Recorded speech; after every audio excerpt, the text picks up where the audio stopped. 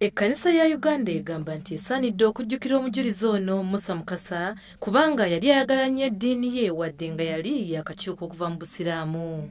Ono yattibwa Mwanga mu mwaka gwa 1855 ng'aweza emyaka 23 gyokka wali e Munyonyo era nga yali wakutaano okuttibwa nga n'olwekyo asaanidde okujjukirwa.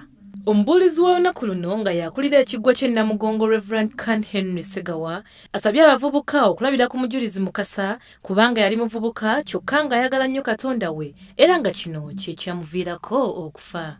Singa abavubuka abali wano n'abatali wano bayigira ku Musa Mukasa mu mbeera ez'obulamu bwe, ate naffe abakulu newankubadde abamu ebiseera bigenze, naye omuzungu agamba it is never too late, ekiseera tekinnaba kuyita, tusobola okukyusa obulamu bwaffe, ennaku zaffe ezisembayo mu nsi muno zitusange nga tuli abantu abakyufu. Ono era yennyamidde olw'engeri abantu mu ggwanga lino gye batandise okusinzaamu ebintu ebitali Katonda, gamba ng'okugenda mu masabo kyokka nga kino tekitalizaana banene mu gavumenti.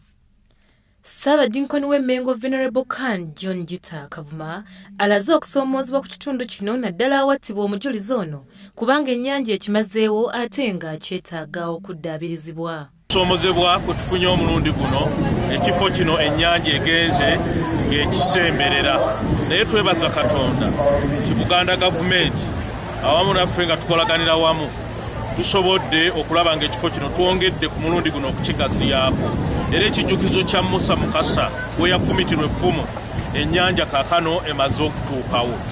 Omulabirizi w'ennamirembe Wilberforce Kityo Luwalira yeebazizza abavubuka olw'okwagala ennyo Katonda kubanga kino kiraga nti ekkanisa eri ku musingi munywevu ogwasiimibwa omujulizi Musa Mukasa era nga buli muntu asaanidde okwagala ennyo Katonda.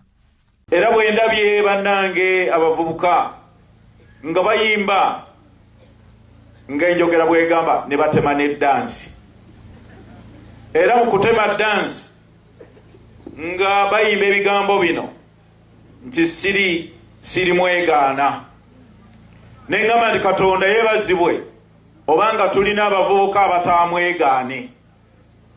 Naye no bannange waliwo engeri